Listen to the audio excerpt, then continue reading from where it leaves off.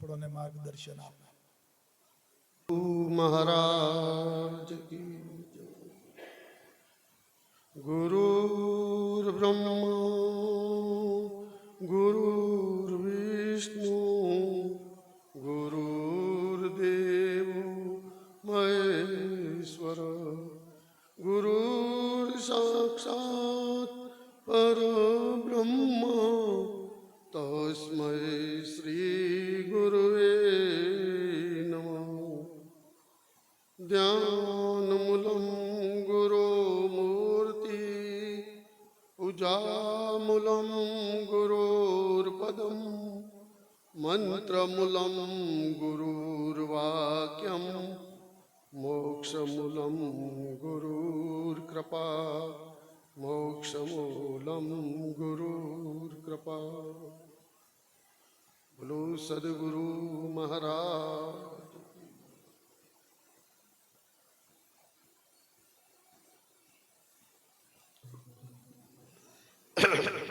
આજે આપણે રમેશભાઈ મંજીભાઈ પટેલ ને ત્યાં એના પરિવાર દ્વારા આ સુંદર મજાનું ભજન ભોજન અને આત્મકલ્યાણના સત્સંગનો મેળાવડો ગોઠવ્યો છે. ત્યારે આપણે બધા એમાં સહભાગી થયા છીએ.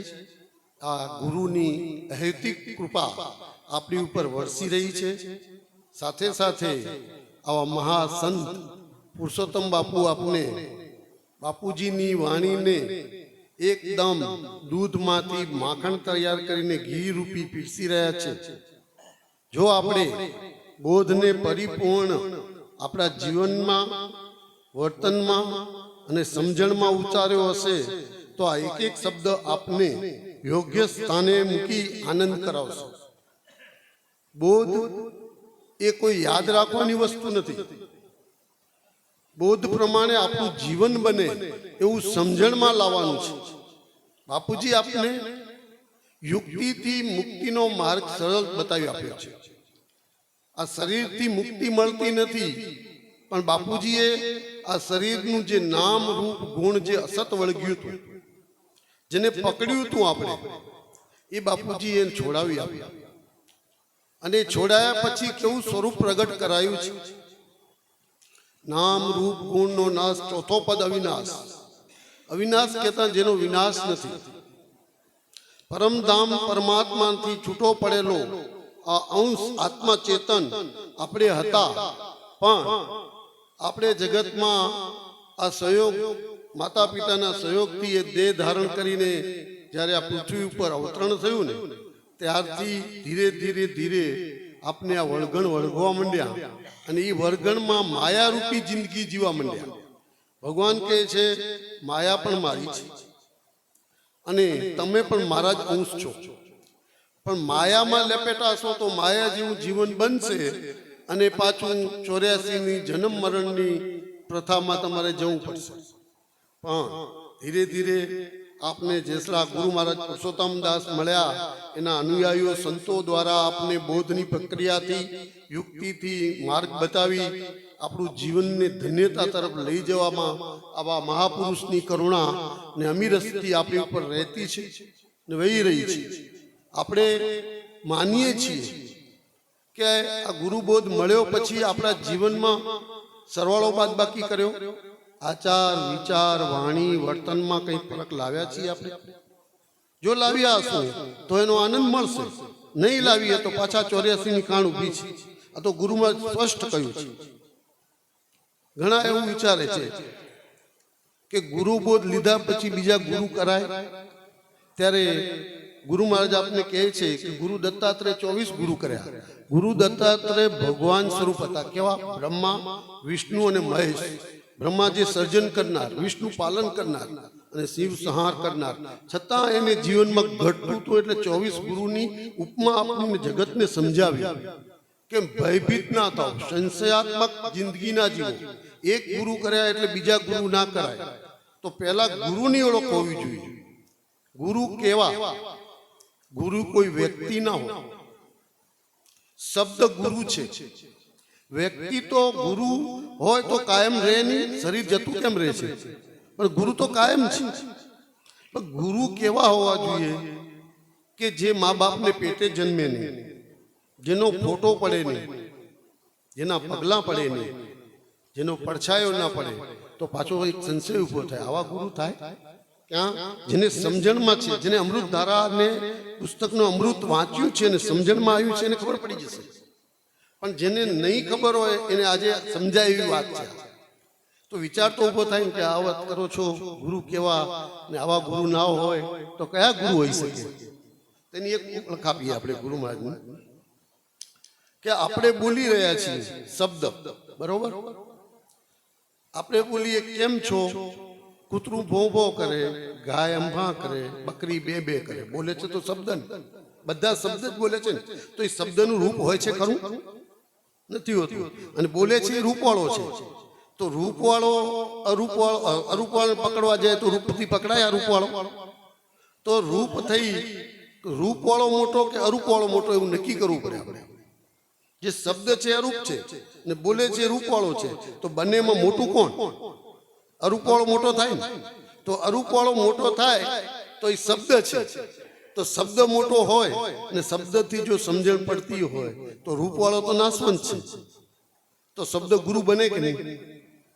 અરૂપવાળો થઈને આપણે સમજણમાં લાવે છે સત્સંગના શબ્દમાં. તો શબ્દને મા બાપના પેટે જન્મે, શબ્દનો પડછાયો પડે, શબ્દનો ફોટો પડે, કેમ નહીં? એટલે નથી પડતો એ જ શબ્દોમાં રહેલો છે. વ્યક્તિ ગુરુ ખરા, એ આપને માર્ગદર્શન આપે કે ભાઈ આમ આત્માની ઓળખાણ થાય, આમ ભગવાનના દર્શન થાય, આમ ચાલીસ તો આમ જવાશે. એ બધા વ્યક્તિ ગુરુ છે, આપણા માટે પૂજનીય છે સંતો. આપણે બધા માર્ગ બતાવી દે, ચાલુ તો આપણે જાતે પડે ને. તો ચાલવામાં શું આવે? સત્સંગમાં જઈએ એટલે શબ્દ સમજાય, વાંચન કરીએ તો શબ્દ મળે, પણ મળે છે તો એ જ. તો સદગુરુ રૂપે એ શબ્દ આપણે પ્રગટ કરાવે છે. તો આપણે યાદ રાખવું પડે. જેને શબ્દ ઉપર પ્રીતિ થઈ જાય તો શબ્દ પ્રેમ કરવા આવે અને એ બોલે. આ બ્રહ્માંડ સકલ શબ્દથી બ્રહ્માંડ ભરેલું છે, પણ આ ચામડાની આંખે અનુભવ ના થાય. ગુરુ દ્રષ્ટિ, વિવેક દ્રષ્ટિ અને દિવ્ય દ્રષ્ટિએ એ પરખાય છે. અને એ પરખાયા પછી બ્રહ્માંડથી સહસ્ત્રાર આવે અને મુખારવિંદથી પ્રગટ થાય. પણ એ કેવું જ્ઞાન આ બાપુજી આપેલું છે. અને કહેતા બાપુજી કે તમે જો તમારા સ્વરૂપમાં સ્થિર થશો, તમારી સ્વરૂપની નિષ્ઠા પાકી કરશો, તો નિશ્ચય પાકો થઈ જશે. તો કોઈ તમને હલાવી નહીં શકે જગતનું. આદિ અનાદિકાળથી ભગત જગતનું વેર છે. કારણ કે જગતમાંથી ભગત થવા જાય છે ત્યારે ઉલટ પ્રક્રિયા થાય છે. ઉલટ પ્રક્રિયા એટલે જગતને રૂપથી કરેલા કર્મો સાચા લાગે છે, પણ જ્યાં સુધી રૂપથી કરેલા કર્મ એ બંધનમાં જાય છે. અને એ બંધન માટે આપણે જન્મ મરણ ઊભું રહે છે. પણ જ્યારે સ્વરૂપ પ્રગટાવી દીધું અને સ્વરૂપ સ્થિતિ આવી ગઈ, આત્મસ્થિતિ આવી ગઈ, કરતા છતાં અકર્તા પદમાં રહી ગયા અને કર્મ બંધાય ન બંધાય તો 84 જાય નહીં. એમ આપણે સતત ગુરુ મહારાજ આપણે જાગૃતિમાં લાવતા હોય છે. પણ આત્મા આત્મા કરીએ, પણ આત્માને ઓળખો સી રીતે? આત્મચેતન પદ શું છે? પરમાત્મામાંથી છૂટા પડીને આપણે ગુરુ મહારાજે આપણે આ દેહમાં આત્માની અનુભૂતિ કરાવી. પછી એના અનુભવ માટે અનુભવ કરવાનો રસ્તો આપ્યો. યુક્તિથી મુક્તિ મળે છે એનું બનાવ્યું. એકવાર નામ રૂપ ગુણ એ શિસ્તી છેદાવી અને સ્વરૂપની પ્રગટ કરાવી દીધું. પછી કહ્યું ગુરુ મહારાજે કે આ સ્થિતિમાં રહેશો, સ્વરૂપ સ્થિતિમાં, તો તમે પાછા જ્યાંથી આવ્યા છો એ પરમધામ પહોંચી શકશો. પણ જો વચ્ચે રૂપ પકડાશે, માયા પકડાશે તો કર્મ બંધાશે. જે કર્મ બંધાશે એ ભોગવવા પાછું આવવું પડશે. તો આપણે એ સ્થિતિથી મુક્તિના માર્ગ સુધી પહોંચી શકીશું નહીં. તો આ ગુરુ મહારાજનું જે જ્ઞાન છે, ગુરુ મહારાજે આપને બોધ કર્યો છે, એની સાથે સાથ આપને આજ્ઞાઓ છે, પ્રતિજ્ઞાઓ છે અને વચનો છે. ફક્ત પાળવાનું એટલું જ છે, બીજું કંઈ નહીં. તો આપણે પાળતા જ આવ્યા છે. અને ધીરે જે એ પાળેલી વસ્તુ આપણે પરિપક્વતામાં લઈ જાય છે. આપણે પોતાના સ્વરૂપની નિષ્ઠા કરવા માટેની આ વાડ છે. પહેલો તો આપણે આ બધું પ્રતિજ્ઞાબદ્ધ જીવન જીવવું પડે. એ બધા આપણે જીવતા જઈશું અને બધાને ખ્યાલ પણ હશે. અને કદાચ ક્યાંક કચાશ હોય તો સુધારવા પ્રયત્ન કરી આગળ વધવું, કે જેથી કરીને આપણી સ્વરૂપની નિષ્ઠા મજબૂત થતી જશે. સત્સંગમાં આવો મેળાવડો થતો હોય તો મન પાછું પડતું હોય તો મનને સમજાવીને પાછા ઠેકાણે લાવવું એ આપણે કરવાનું છે. માન લો કે આજે સત્સંગે છે, ઘરે વ્યવહારે છે, તો બેમાંથી કયું પકડવું છે એ નક્કી તો આપણે કરવું પડે ને. પછી વ્યવહારમાં કે આમ થશે તેમ થશે, એ સંશયાત્મક જિંદગી આમાં કામ આવતી નથી. પણ એનામાંથી બેની પ્રાધાન્યતાનો વિષય આપણે પકડવો પડે. સત્સંગથી આપણું સ્વરૂપ અને નિષ્ઠા મજબૂત બને છે. જ્યારે વ્યવહારમાં જવું છે કોઈ વાંધો નથી, જવાનું જઈને 5 મિનિટ 10 મિનિટ બેસી ને કલાક આમાં આવી શકાય છે. પણ એને આપણે કઈ રીતે ગોઠવું એ ગુરુ મહારાજે આપણે કળા બતાવી છે. થોડું આમ તેમ થાય પણ આપણે કોઈ આપણી ઉપર પ્રત્યાહાર કરે તો આપણે અંદર નહીં લેવાનું. કેમ કે આપણે કોણ છીએ? શરીરવાળા છીએ. જો શરીરવાળા હોય તો પકડાય, પણ આત્મા ચેતન તો બોલનાર આત્મા છે, તમે આત્મા છો, તો ક્યાં પકડવાની વાત આવી? આવું જો વચ્ચે એક સ્ટેપ સમજાઈ જાય તો ધીરે ધીરે છૂટી જાય. એમ આપણે ગુરુ મહારાજ આપણી સ્થિતિને મજબૂત કરાવે છે. બોલો સદગુરુ મહારાજ.